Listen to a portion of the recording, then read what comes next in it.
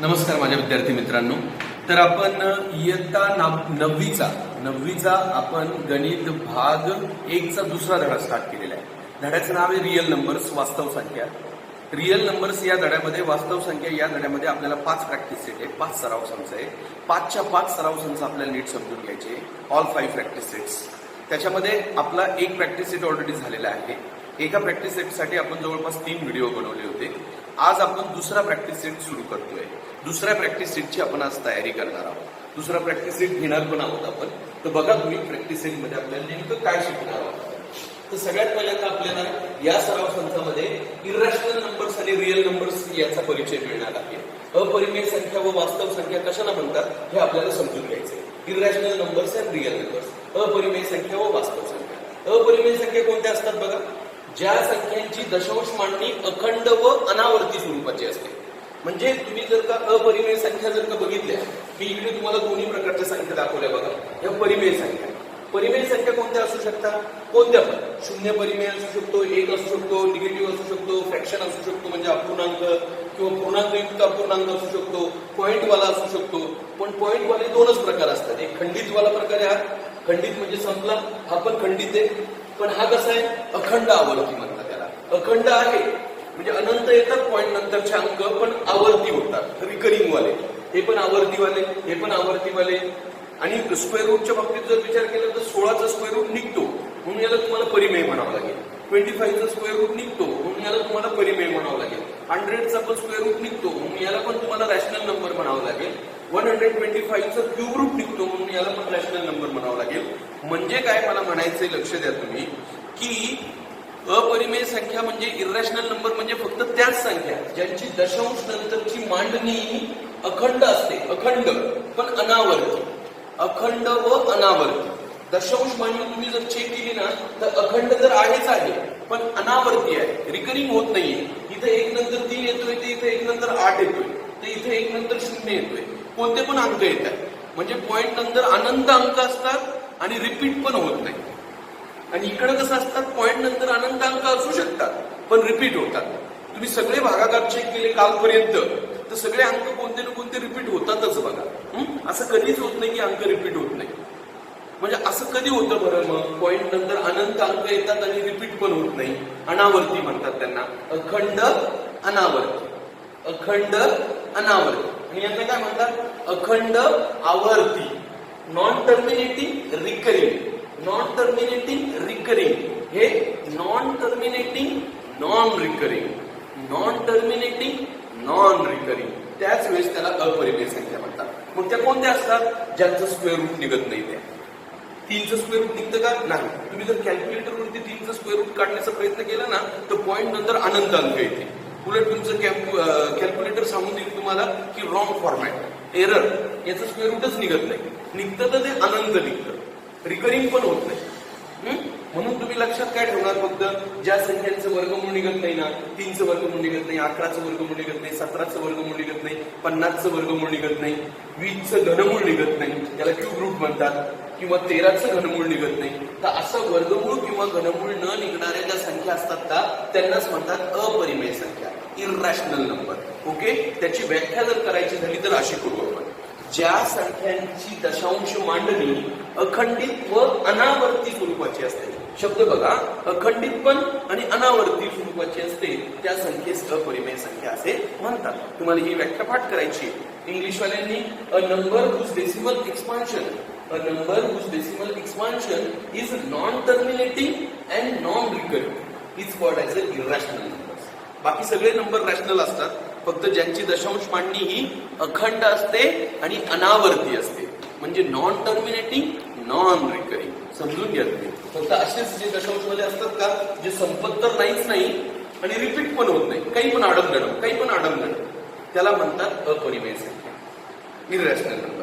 बाकी सगळे जे आहेत त्यांना काय म्हणतात? Rational number. आणि कोण असतं असं कुणाचं उत्तर येतं माहिती तुम्हाला? फक्त ज्यांचं वर्गमूळ किंवा घनमूळ निघत नसतं त्यांचंच. लक्षात ठेवा. ओके. समजतं? आणि ह्या परिमेय आणि अपरिमेय यांना एकत्रित म्हणतात वास्तव संख्या. रिअल नंबर्स हा सगळ्यांचा बॉस आहे. वास्तव संख्या हा सगळ्यांचा काय आहे? बॉस आहे. रिअल नंबर्स, वास्तव संख्या. परिमेय प्लस अपरिमेय यांना एकत्रितरित्या वास्तव संख्या म्हणतात, रिअल नंबर्स. तर संख्यांचे जे 3 प्रकार आहे, परिमेय, अपरिमेय आणि वास्तव, हे तुम्ही नीट समजून घ्या बाळांनो. रॅशनल, इरॅशनल आणि रिअल. ओके बाळांनो, इरॅशनल नंबरची व्याख्या पण पाठ करा आणि आजच्या प्रॅक्टिस सेटमध्ये नेमकं काय शिकायचंय ते आता आपण बघू.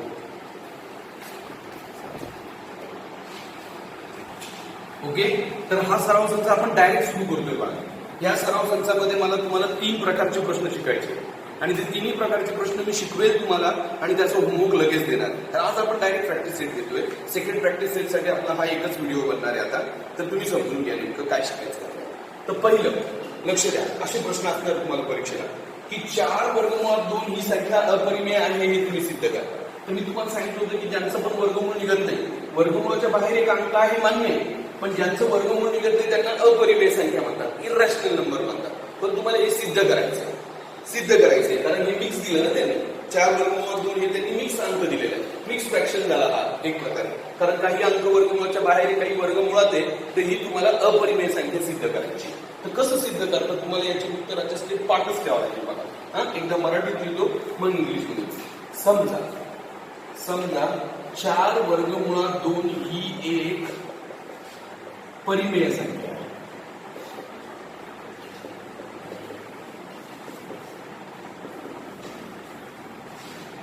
समजा आपण 4 वर्गमुळात 2 ही एक परिमेय संख्या म्हणतो. Suppose 4√2 is a rational number. तो एक रॅशनल नंबर पकडला आपण. रॅशनल नंबर आहे. समजा आपण असं त्यांना सांगितलं बाबा की आपल्याला खरं तर ही एक अपरिमेय संख्या आहे हे दाखवायची, अपरिमेय संख्या दाखवायची, इरॅशनल नंबर दाखवायची. पण आपण पहिल्या स्टेपला काय म्हणायचं की समजा बाबा ही एक परिमेय संख्या आहे, परिमेय संख्या. मग जर ती परिमेय संख्या असेल तर मी ह्या संख्येचं उत्तर एक कोणता पण परिमेय अंक पकडू शकतो. हा ए जो आहे ना तो आपल्याला सांगायचंय की परिमेय संख्या, रॅशनल नंबर आहे तो. समजा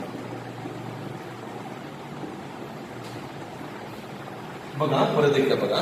समजा तुम्ही काय म्हणणार, 4 वर्गमुळात 2 ही एक परिमेय संख्या आहे, आपल्याला दाखवायची आहे अपरिमेय, दाखवायची आहे इरॅशनल, दाखवायची आहे अपरिमेय, पण म्हणायची काय परिमेय आहे. आणि मग काय करायचं, ह्या 4 वर्गमुळात 2चं उत्तर एक परिमेय अंक बघायचा. परिमेय म्हणजे कोणता पण अंक घेऊ शकता साधा तुम्ही, A B C D M N O P, स्थिरांक कोणता पण. ओके बाळांनो, आणि मग तुम्ही ह्या वर्गमुळात 2ची जर किंमत काढायला लागले तर ती ए ची किती येणार 4, कारण हा गुणिला 4 आहे, तिकडे जाऊन काय होणार भागीला. हे बघा √2 ची किंमत. आता ह्या विधानाचा अर्थ काय, 4 वर्गमुळात 2 म्हणजे ए, म्हणजे ए ही एक परिमेय संख्या असं आपण गृहीत धरतो. मग वर्गमुळात 2 ची किंमत ए ची किती आली 4 आहे. तर कोणताही अपूर्णांक म्हणजेच काय, याला असं लिहायचं म्हणजेच वर्गमुळात 2 ही एक परिमेय संख्या आहे.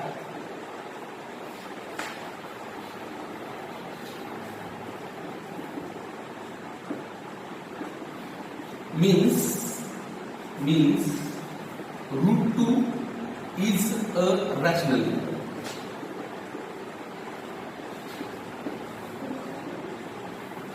परंतु वर्गमुळात 2 ही एक अपरिमेय संख्या आहे.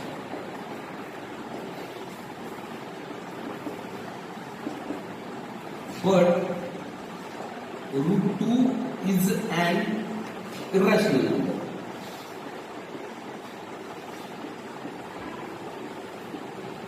म्हणजेच मीन्स 4 वर्गमुळात 2 ही एक परिमेय संख्या आहे.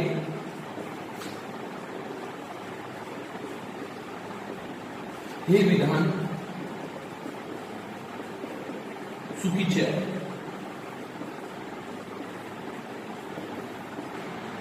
Means 4√2 is a rational number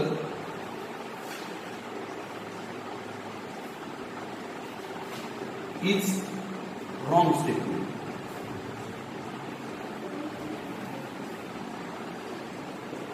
Therefore 4 वर्गमुळात 2 ही एक अपरिमेय संख्या आहे.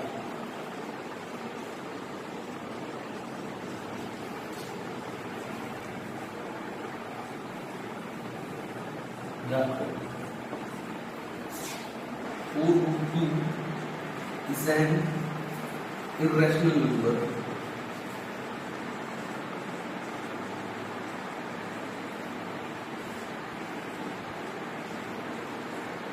बघा आता तुम्ही किती स्टेप बनवले बघा मी, आणि तुम्हाला या उत्तराचे स्टेप अशा एखाद्या मराठीच्या आन्सर सारख्या लक्षात ठेवावं लागणार आहे. याला पर्यायच नाही बाळा. याचं उत्तर मी असंच सादर करू शकतो आणि तुम्हाला हे असंच लक्षात ठेवावं लागेल. आपल्याला काय दाखवायचं होतं की 4 वर्गमूळ 2 ही एक अपरिमेय संख्या दाखवायची होती. अपरिमेय इरॅशनल नंबर दाखवायची होती. मी पहिली स्टेटमेंट काय केली बघा. समजाची स्टेटमेंट काय केली की 4 वर्गमूळ 2 ही एक परिमेय संख्या आहे. समजा ही परिमेय संख्या म्हणून मी 4 वर्गमूळ 2 ला एक परिमेय अंक पकडला. परिमेय म्हणजे कोणता पण साधा अंक जो वर्गमूळात नसणार होता, मग तुम्ही परिमेय अंक पकडला आणि मग मी वर्गमूळ 2 ची किंमत काढली तर काय बनली ती a/4 बनली. तर याचा अर्थ ह्या विधानानुसार वर्गमूळ 2 a/4 म्हणजे काय आहे, परिमेय आहे. कारण a/4 ही एक परिमेय संख्या आहे. सगळ्या संख्या परिमेय असतात, फक्त वर्गमूळ नसलं पाहिजे तिला, आणि वर्गमूळ असलं की मग ती अपरिमेय बनते. मग वर्गमूळ 2 आपल्या ह्या विधानानुसार वर्गमूळ 2 ही काय आली, परिमेय संख्या आली, रॅशनल नंबर आली. पण तुम्हाला माहिती आहे की वर्गमूळ 2 ही तर एक अपरिमेय संख्या आहे. म्हणजे हे विधान जे तुम्ही स्टार्ट केलेलं होतं, हे जे स्टार्ट केलेलं विधान होतं याच्यानुसार तुमची वर्गमूळ 2 संख्या परिमेय आहे, पण प्रत्यक्षात वर्गमूळ 2 संख्या ही अपरिमेय. याचा अर्थ तुम्ही हे जे विधान केलेलं होतं 4 वर्गमूळ 2 ही एक परिमेय संख्या आहे, हे विधान चुकीचं आहे. आणि हे विधान जर चुकीचं असेल तर याला बरोबर करा. तर बरोबर विधान फक्त परिमेयच्या ऐवजी काय असणार, अपरिमेय. किती स्टेप, 1 2 3 4 आणि 5 स्टेपचं उत्तर कळालंच नसणार आहे तुम्हाला, आणि तुम्हाला ते कळणार पण नाही. किती वेळा बघितलं तरी कळणार नाही तुम्हाला. कारण काय होतंय, ते सगळं एकदम असं एकदम अमूर्त आहे. त्याच्यामुळे तुम्ही समजून घेतलं तरच जमेल तुम्हाला की 4 वर्गमूळ 2 ही एक परिमेय संख्या पकडली आपण, ती अपरिमेय दाखवायची, ती परिमेय पकडली आपण. परिमेय पकडली म्हणून मी हिचं उत्तर ए पकडलं. प्रत्येक वेळा एच पकडायचं. याचं उत्तर जर हे पकडलं तर वर्गमूळ 2चं उत्तर काय बनलं, हे गुणिले 4 इकडे काय झालं, भागिले 4. तर याचा अर्थ वर्गमूळ 2 पण काय आली, परिमेय संख्या. आता वर्गमूळ 2 जर परिमेय संख्या येत असेल, पण प्रत्यक्षात तुमच्या नॉलेजनुसार वर्गमूळ 2 ही एक अपरिमेय संख्या आहे. याचा अर्थ हे जे तुम्ही विधान मांडलं होतं हे कसंही चुकीचं, कारण ह्या विधानामुळे हे विधान निघालं होतं, ह्या विधानामुळे हे विधान निघालं होतं की 4 वर्गमूळ 2 जर परिमेय संख्या असेल तर वर्गमूळ 2 पण परिमेय संख्या आहे, पण प्रत्यक्षात वर्गमूळ 2 ही एक अपरिमेय संख्या आहे. याचा अर्थ हे तुमचं विधान कसं आहे, चुकीचं, आणि ते विधान चुकीचं आहे तर बरोबर विधान हे असतं. असंच आहे याचं उत्तर. तुम्ही नीट बघा. माझ्याकडे आणखी एक प्रश्न मी तो पण करून दाखवतो तुम्हाला, आणि मग तुम्ही बघा तुम्हाला जमतं. ओके, आता बघा आपल्याला ही पण एक अपरिमेय संख्या आहे हे सिद्ध करायचं, अपरिमेय. मग मी पहिली स्टेप काय करतो, समजा 3 प्लस वर्गमूळ 5 ही एक परिमेय संख्या आहे. आपण सांगतो की बाबा ही एक परिमेय संख्या आहे, मला दाखवायची आहे अपरिमेय, मला दाखवायची आहे अपरिमेय, पण मी सांगतो की एक परिमेय संख्या. Suppose 3 plus √5 is a rational number. तो एक रॅशनल नंबर सांगतो आपण त्याला. मग त्याची किंमत मी कोणता पण एक रॅशनल अंक पकडू शकतो, कोणती पण. म्हणून मग मी काय करणार, 3 प्लस वर्गमूळ 5 ची किंमत किती पकडणार, एक्स पण पकडू शकतो, ए पण पकडू शकतो, बी पण पकडू शकतो, काही पण पकडू शकतो. एक्स पकडला किंवा ए जरी पकडला तरी चालेल, आणि सांगा त्यांना की ए हा एक रॅशनल नंबर आहे, म्हणजे ए परिमेय संख्या आहे असं त्यांना सांगा.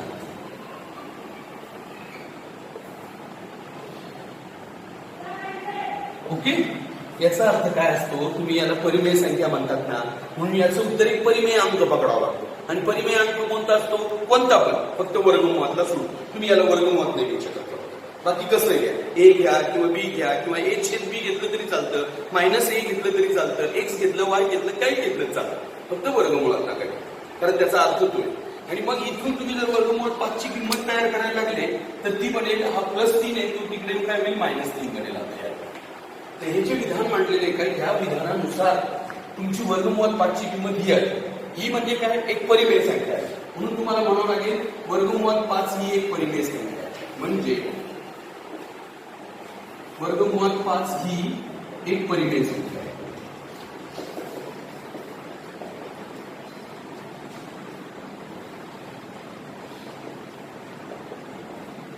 Means √5 is a rational number.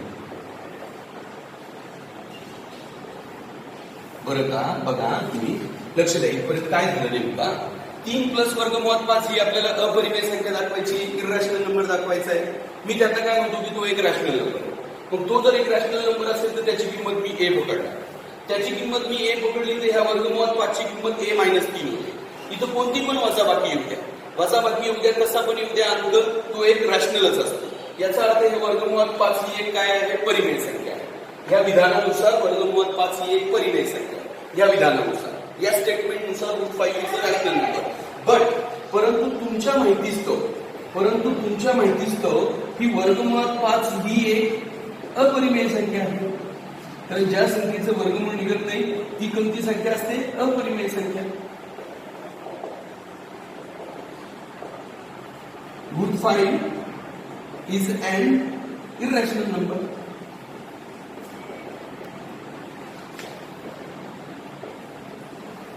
म्हणून तुम्ही म्हणू शकता की हे जे विधान मांडलं होतं ते चुकीचं आहे. कारण ह्या विधानानुसार काय झालं, वर्गमुळात 5 परिमेय आला.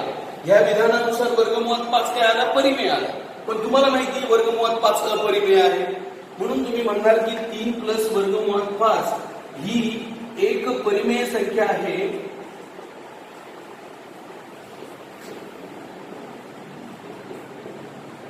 हे विधान चुकीचं आहे, ते विधान चुकीचं आहे.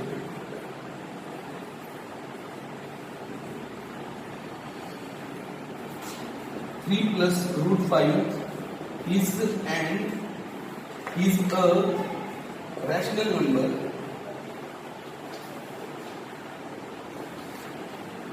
is wrong statement.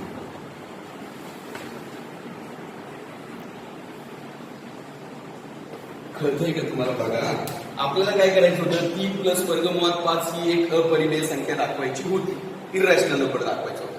मी काय केलं, मी त्यांना सांगितलं की हा एक रॅशनल नंबर आहे. म्हणून मी त्याच्यानुसार याची एक रॅशनल किंमत पकडली, एक परिमेय संख्या. मग वर्गमुळात 5 ची किंमत काढायला लागलो. प्रत्येक वेळा वर्गमुळातल्या अंकाची किंमत काढायची. ती प्लस 3 ची काय झाली, मायनस 3 झाली. मायनस 3 झाली याचा अर्थ वर्गमुळात 5 काय आली, परिमेय संख्या आहे. कारण हे पण परिमेयच आहे.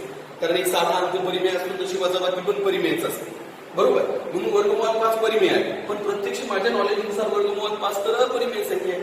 आणि जर ती अपरिमेय याचा अर्थ तुम्ही जे स्टार्टिंगला जे विधान केलं होतं ते कसं निघालं, चुकीचं. ते जर विधान चुकीचं असेल तर मग याला दुरुस्त करा बरं. तर दुरुस्त कसं करणार तुम्ही याला?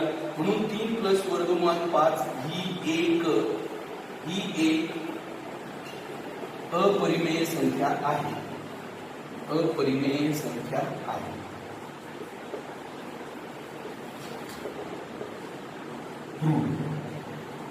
सिद्ध झाले.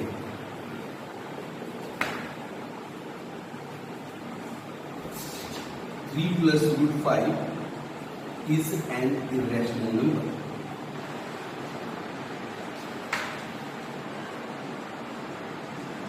हे बघा, असं करावं लागणार तुम्हाला. स्टेप नंबर 1 एवढी, स्टेप नंबर 2 ही, स्टेप नंबर 3, 4, 5, 6 अशा 6 स्टेप केल्या की उत्तर संपते. लक्षात येते तुम्हाला? थोडं डिफिकल्ट वाटत असेल तर तुम्ही परत व्हिडिओ बघा, तुम्हाला जमेलच. आणि मी हे जे 2 प्रश्न दिलेले ते पुस्तकातले दिलेले, सराव संचातले. आता मी तुम्हाला होमवर्कला 2 प्रश्न देतो, होमवर्क मध्ये स्टार मारलेले प्रश्न. ओके, तर मी तुम्हाला देतो उत्तर. Show that 4 plus root 3 is an irrational number.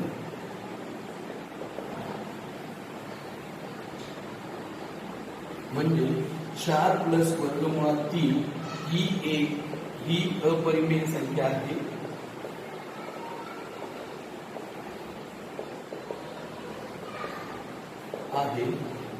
सिद्ध.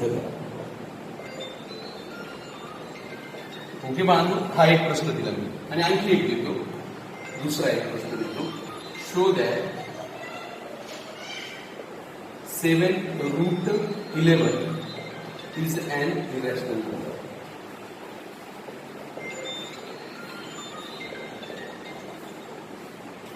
म्हणजे 7 वर्गमुळात 11 ही एक अपरिमेय संख्या आहे.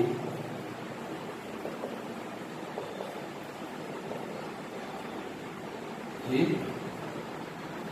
दाखवा. ओके, तर हे 2 प्रश्न तुम्ही करा. हा एक करा, हा एक करा.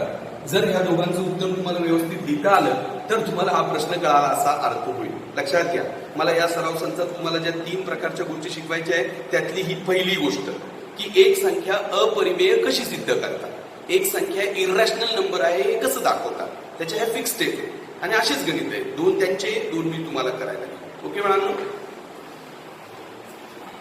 ओके, तर आता मी दुसऱ्या टाईपचा प्रश्न शिकवतोय. खरं तर हा प्रश्न तिसरा आहे कारण पहिले 2 एका प्रकारचे होते. त्याचा होमवर्क पण दिला मी, तो करा.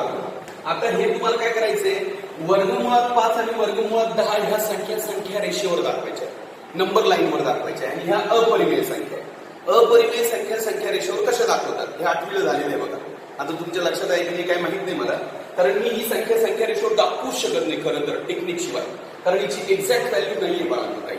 वर्गमुळात 5 ची एक्झॅक्ट व्हॅल्यू निघतच नाही, अनंत उत्तर आहे त्याचं, अनंत, जे कधीच संपत नाही आणि अनावर्ती असतं. म्हणून ही मी संख्या रेषेवर दाखवू शकत नाही बाळांनो. तर यासाठी मला एक टेक्निक वापरावी लागते. ती टेक्निक काय, लक्ष द्या. समजा त्यांना सांगावं लागतं आपल्याला की समजा 3 सेंटीमीटर बरोबर 1 एकक. तुम्ही असंच करणार तुम्ही सगळे लोक. Suppose 3 centimetre is equal to 1 unit असं करायचं बरं का. आणि मग एक संख्या रेषा काढायची, अशी लांब संख्या रेषा काढायची, मस्त काढली संख्या रेषा काढली. रेषा अनंत म्हणजे एका काळ्या रेषेवर रेष काढायची, वरती थोडी जागा सोडायची. आता काय केलं आपण, त्यांना सांगितलं की आपण इथं 0 घेऊ ना, 0 घेऊ. लक्षात येते तुमच्या, इथं 0 घेऊ. आणि आता हा 1 सेंटीमीटरवर नाही टाकायचा, 3 सेंटीमीटरवर 1 घेणार आहे आपण. त्याच्यामुळे इथं स्केल लावायची आणि हा जो 3 सेंटीमीटरचा भाग असतो ना इथं, हा 1 सेंटीमीटर 2 सेंटीमीटर 3 सेंटीमीटर याला 1 म्हणणार आहे. परत पुढच्या 3 सेंटीमीटरला 2 म्हणणार आहे आणि पुढच्या 3 सेंटीमीटरला 3 म्हणणार आहे. 3 सेंटीमीटरला आपण 1 म्हणत चाललो. हे जे 3 सेंटीमीटर येतात ना छोटे छोटे, स्केल लावल्यानंतर तुमच्याकडे की ह्या 3 सेंटीमीटरला 1 म्हणा, पुढच्या 3 सेंटीमीटरला 2 म्हणा, पुढच्या 3 सेंटीमीटरला 3, असे 3 संख्या छापून ठेवायचे कधी पण. 0 1 2 3 3 सेंटीमीटरवर. सर आम्ही 4 सेंटीमीटर घेतलं तर चालतं, 5 सेंटीमीटर चालतं, किती घ्या, पण 3 सेंटीमीटर थोडा आयडिया आहे. आपलं कसं असतं, आलेखाच्या पेजवर एका सेंटीमीटरवर 1 अंक छापतो ना आपण, पण इथं आपण 1 सेंटीमीटरवर 1 छापला तर मग खूप गोंधळ होतो. म्हणून आपण 3 सेंटीमीटरला 1 म्हणू ह्या संख्या रेषेवर. लक्षात घ्या तुम्ही. पण ह्या 1चा ऍक्च्युअल असतं वर्गमुळात 1. हा एक वर्गमुळात 1 वाला अंक आहे, हा वर्गमुळात 4 वाला अंक आहे आणि हा वर्गमुळात 9. म्हणजे वर्गमुळात 1 वर्गमुळात 4 वर्गमुळात 9 यांच्या जागा फिक्स आहे. ही वर्गमुळात 9 ची जागा आहे फिक्स, कारण वर्गमुळात 9 म्हणजे 3 असतं. ही वर्गमुळात 4 ची जागा आहे, कारण वर्गमुळात 4 म्हणजे 2 असतं. पण आता आपल्याला दाखवायचं आहे वर्गमुळात 5, तो ह्या 4च्या पुढे असणार आहे. लक्षात येते का? आणि वर्गमुळात 10 तो ह्या 9च्या पुढे असणार आहे. तर 4च्या पुढचाच बिंदू हा वर्गमुळात 5 असतो. तर तुम्हाला काय असतं, तो बिंदू कसे प्राप्त करतात ते शिकून घ्यायचे. तुम्हाला काय करावं लागतं माहिती का? आता पुढे काय करायची टेक्निक लक्षात घ्या. काय करायचं, हा जो 2 आहे ना याच्यावर अशी एक सरळ उभी रेष असते, त्याच्यावर 3 सेंटीमीटर वरती असा एक बिंदू छापून घ्यायचा, 3 सेंटीमीटर. कारण ह्या 3 सेंटीमीटरला पण आपण 1 म्हणणार. काय म्हणणार आहे? 1 3 सेंटीमीटर, राईट. आणि मग इथून 0 पासून त्या 3 सेंटीमीटरला आपण जोडणार. तर मला माहिती आहे, जर का एवढं सगळं माप 2 आहे आणि एवढं सगळं जर 1 आहे तर एवढं ऑटोमॅटिकली वर्गमुळात किती येणार? 5 येणार. हे दीड कमाल, कारण पायथागोरसच्या प्रमाणानुसार तुम्ही करू शकताय. जर तुम्ही याला O नाव दिलं, याला A नाव दिलं आणि याला जर B नाव दिलं तुम्ही, तर हे डिस्टन्स तुम्ही कॅल्क्युलेट करा. तुम्हाला पायथागोरसचं प्रमेय शिकवतो बघा की OA चा वर्ग या तिरक्या बाजूचा वर्ग बरोबर या उभ्या बाजूचा वर्ग AB चा प्लस या OB चा वर्ग. आणि मग जर तुम्ही हे AB माप बघितलं तर हे 3 सेंटीमीटर आहे. हे 3 सेंटीमीटर माप आहे उभं स्ट्रेट, असं पट्टीने मी 3 सेंटीमीटर घेतले, पण त्याला आपण 1 म्हणणार, 1 चा वर्ग. आणि हे जरी माप 6 सेंटीमीटर असेल तरी हा 1 आणि हा 1 असं मिळून हे किती माप आहे? 2. मग 1 चा वर्ग 1, 2 चा वर्ग 4, 4 आणि 1 5. मग हे OA चा वर्ग 5 येतं. आणि तुम्ही जर वर्गमूळ काढून म्हटले तर तुमच्या लक्षात येईल की OA चं उत्तर येतं बघा वर्गमुळात 5, कारण त्याचं उत्तर निघत नाही. टेकिंग स्क्वेअर रूट म्हटल्यावरती याचं वर्गमूळ निघत नाही. याचा अर्थ हे तिरकं माप वर्गमुळात 5 आहे. मग तुम्ही काय करणार आता तुम्ही जो कर्कटक असतो का, कर्कटक, त्याचं लोखंड टोक इथे लावणार, पेन्सिल इथपर्यंत वाढवणार, लोखंड टोक इथे लावणार, पेन्सिल इथपर्यंत लावणार आणि असं चॉपणार. हा जो बिंदू भेटतो आपल्याला याला म्हणतात वर्गमुळात 5. छापला आपण तो वर्गमुळात 5. कसा छापला? एवढं अंतर जे होतं ना हे वर्गमुळात 5 अंतर आलेले आहे.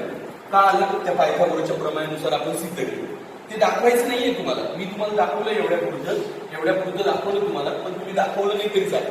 सरळ सरळ बाळा, इथं परत एक 3 सेंटीमीटरची रेष ओढायची, तिथं बिंदू लावायचा, ही तिरपी रेष जोडायची, इथं लोखंडी टोक ठेवायचं, पेन्सिल इथपर्यंत जाऊन असं चॉक मारायचा, पेन्सिलने चॉक मारायचा. हा झाला वर्गमुळात. आता 10 कुठे येईल? 9च्या पुढचा बिंदू.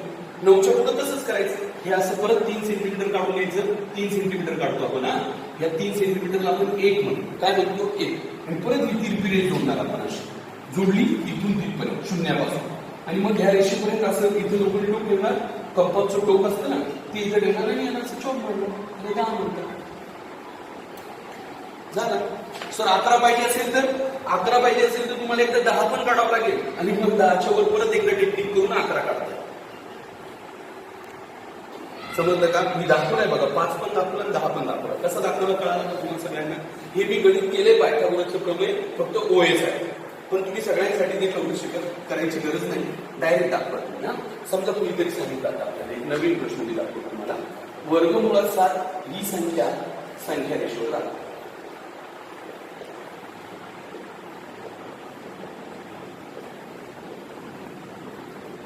Show √7 on number line. Number line वर दाखवायचंय, पण वर्गमुळात किती दाखवायचं आपल्याला? आता 7. वर्गमुळात 7 दाखवायचंय. आता मी परत तसंच करणार सगळं टेक्निक. समजा 3 सेंटीमीटर बरोबर 1 एकर, 3 सेंटीमीटर बरोबर 1 एकर, 1 म्हणणार आपण 3 centimetre. Suppose 3 centimetre is equal to 1 unit. 1 unit. आता मी परत संख्या रेषा काढणार. अशी काढली संख्या रेषेच्या इथे मी काय म्हणणार? 0. पुढच्या 3 सेंटीमीटर वर काय म्हणणार? 1. 3 सेंटीमीटर पट्टीने 3 सेंटीमीटर घ्यायचं, तेव्हा 1. परत 3 सेंटीमीटर 2. परत 3 सेंटीमीटर 3. पण मला माहिती ना 1 म्हणजे वर्गमुळात 1, 2 म्हणजे वर्गमुळात 4, आणि 3 म्हणजे वर्गमुळात 9. आता मला वर्गमुळात किती पाहिजे? 7 पाहिजे ना. तो 4च्या पुढे येईल ना, 4च्या पुढे 7 येईल ना. कुठे येईल? 4च्या पुढे पहिला बिंदू 5 असेल, त्याच्या पुढचा बिंदू 6 असेल, आणि त्याच्या पुढचा बिंदू 7 असेल, त्याच्या पुढचा बिंदू 8 असेल, आणि हा 9 फिक्स आहे. 9च्या पुढे 10, 11 अशा संख्या आहेत. आता जर मला 7 पाहिजे ना, तुम्ही काय करणार माहिती का? याच्यावर असं 3 सेंटीमीटर घेणार बरं का. 3 सेंटीमीटर घेतलं बरं का बाजूला, आणि मग हे मी जोडणार. असं जोडलं, कारण या 3 सेंटीमीटरला 1 म्हणतात. जोडलं मी, आणि मग इथून मी असं काय मारणार? चॉक मारणार. तेव्हा मला हा भेटला वर्गमुळात किती? 5 भेटला. 5. मी ह्या 5च्या वर परत सेम प्रोसिजर करणार. अशी 3 सेंटीमीटर घेणार, पट्टी जोडणार, हे 3 सेंटीमीटर बरं का, आणि मग इथून चॉक मारणार. तर हा मला कोणता भेटणार? 6 भेटणार. आता मी परत ह्या 3 सेंटीमीटर वर मी परत 3 सेंटीमीटरची प्रोसिजर कम्प्लीट करणार. अशी उभं स्ट्रेट 3 सेंटीमीटर. लिहू नका तुम्ही 3 सेंटीमीटर लागलं तर, पण दाखवा, आणि हा भेटेल तुम्हाला वर्गमुळात 7. तर हे आपलं मेन वर्गमुळात 7. म्हणजे जर मला वर्गमुळात 7 दाखवायचं असेल तर मला 5 आणि 6 दाखवावंच लागतं, तेव्हा 7 कळतं. समजतंय का? ट्राय करा तुम्ही. मागच्या वर्षी होतं 8वीला आपल्याला हे, यावेळेस ट्राय करा तुम्ही. मी तुम्हाला होमवर्कला 2 संख्या देतोय, ज्या संख्या रेषेवर तुम्हाला दाखवायची. ओके.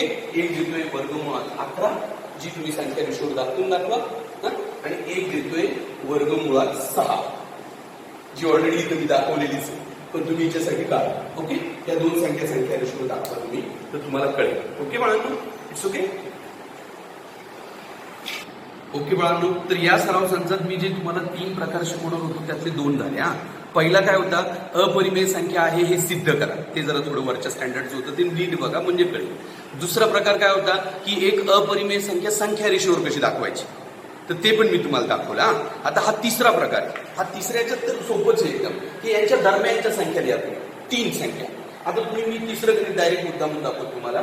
दरम्यानच्या संख्या लिहायच्या आहे. तर तुम्ही जर बघितलं ना, तर हा 5.2 आहे, हा 5.3 यांच्या दरम्यान तर कोणी वाटतच नाही, कारण ते लगातार असणारे अंक वाटतात ना तुम्हाला.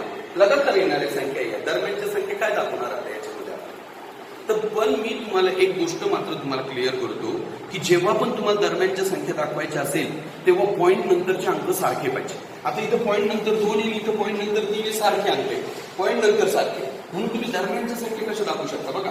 याच्यातलं छोटा कोण आहे? 5.2. मोठा कोण आहे? 5.3. आता दरम्यानच्या काय करायच्या? याला 5.2 जरी दिसला तरी याला 20 समजायचं. याला 20 समजायचं आणि याला 30 समजायचं.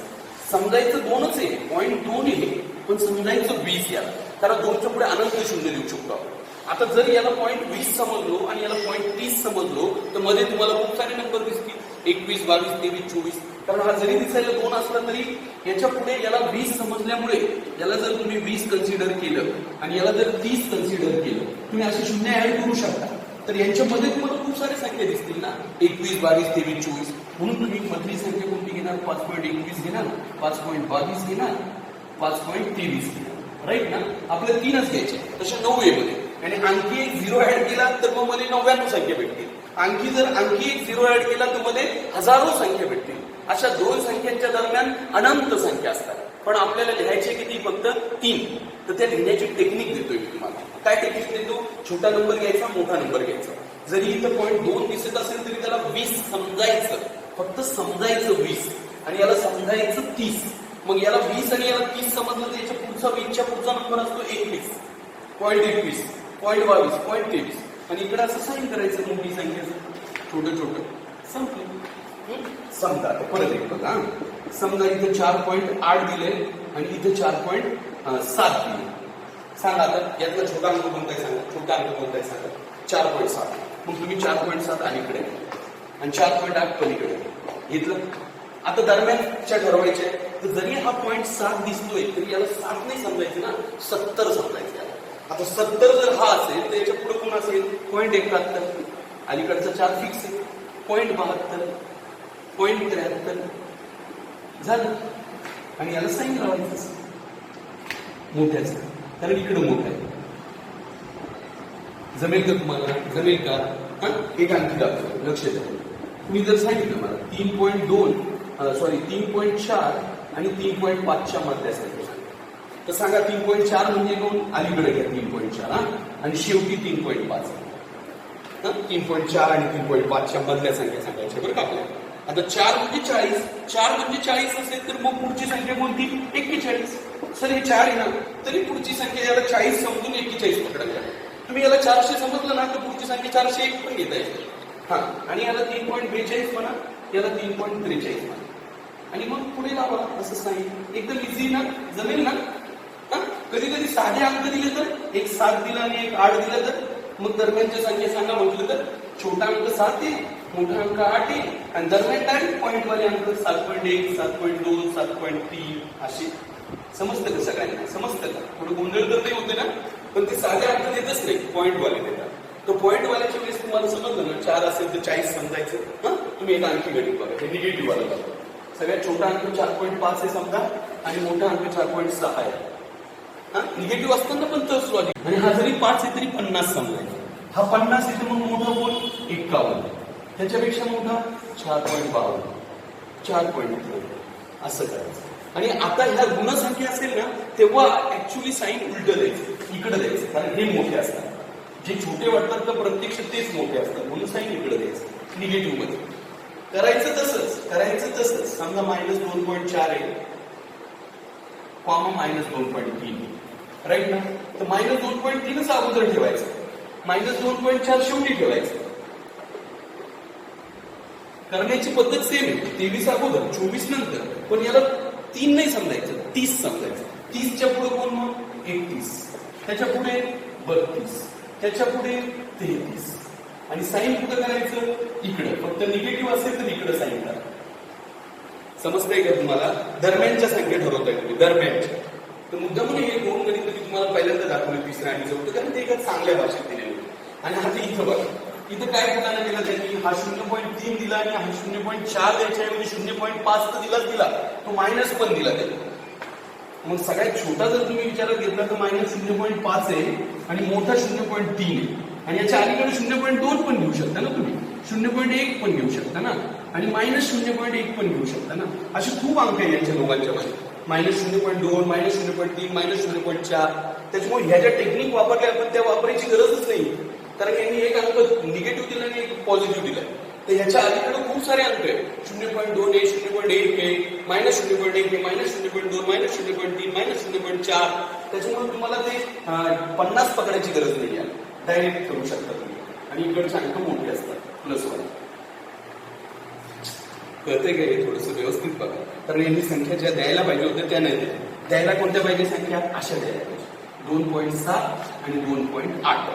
आता कसं करणार मी 2.7 अलीकडे ठेवणार 2.8 नंतर ठेवणार आणि मधल्या संख्या सांगूच शकत नाही आपण. आता 7 आणि 8च्या मध्ये तुम्ही नाहीच आहे इथं जसं 3 4 2 1 1 सगळे.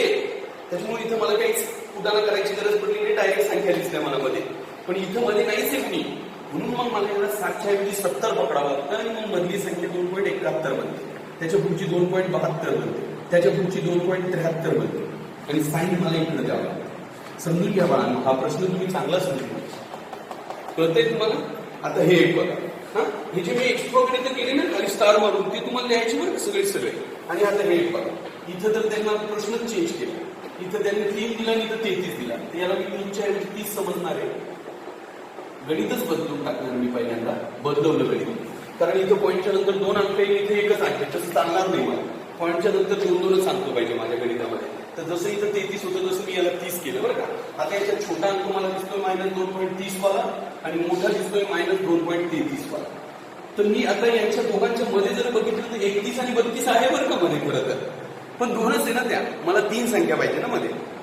31 आणि 32 मध्ये आहे त्यांच्या खरं तर. पण तरी मग आता मला मध्ये 3 नाही भेटत आहे ना. म्हणून मी याला 30च्या ऐवजी किती समजणार आहे 300 समजणार आहे. याला आणि याला मी -2 पॉईंट किती समजणार आहे 330 समजणार आहे. आणि मग मला कळतं 300 आणि 330च्या मध्ये 301 302 303 असे भेटणार मला. म्हणून मी याला -2.301 पकडणार, -2.302 पकडणार, -2.303 पकडणार आणि साईन मी इकडे करणार. जेव्हा मायनसचं गणित असतं तेव्हा साईन कुठे लावायचं तिकडे. थोडा गोंधळच आहे आता कारण मी ते खूपच छोट्या छोट्या अक्षरामध्ये लिहिलेलं आहे. नीट तुम्ही समजून घ्या. याला 30 आणि 33च ठेवलं असतं तुम्ही तर मध्ये तुम्हाला 31 आणि 32 दोनच संख्या लिहिता आल्या असत्या. म्हणून मी याला 30च्या ऐवजी 300 पकडू शकतो. मी याला 30च्या ऐवजी 300 3000 अशी किती शून्यवाले अंक पकडू शकतो. मला जेवढे पाहिजे तेवढे मला दरम्यानच्या संख्या शोधण्यासाठी. ओके बाळांनो, तर लक्षात ठेवा तुम्ही हे मी त्यांची गणित तर दाखवलेच तुम्हाला सगळे. मी होमवर्कला पण काही गणित देतो तुम्हाला तर ते तुम्ही मला करू लागता. होमवर्कच्या गणितांना मी नंबर देतो 5 6 7 8 9 आणि 10 यांच्या दरम्यानच्या संख्या दाखवा तुम्ही. समजा 4.3 आणि 4.2, समजा 5.7 आणि 5.8, समजा 2.13 आणि 2.14, समजा -4.1 -4.2, -7.3 -7.5. ओके. आणि समजा 8.1 आणि 8.2 तेवढ्यांच्या दरम्यानच्या तुम्ही 3 संख्या मला शोधून दाखवा. आणि मग तुम्हाला ते कळले की नाही कळले मला कळेल. तुम्ही व्हॉट्सअपवरती फोटो दाखवा बरं काय सगळ्यांचे. आज आपण डायरेक्ट काय केलेलं आहे, पहिल्या सराव संचाच्या वेळेस आपण 3 व्हिडिओ बनवले. दुसरा सराव संच डायरेक्ट एकाच व्हिडिओमध्ये केलेला आहे आपण. कारण आपल्याला सिलेबस पण पटापट पुढे न्यायचाच असतो त्याच्यामुळे. तर आज आपला दुसरा सराव संच संपलेला आहे या व्हिडिओच्या माध्यमातून. तर सगळा दुसरा सराव संच नीट समजून घ्या, चांगला लक्षात घ्या आणि त्याचं होमवर्क मला नक्की दाखवा. ओके.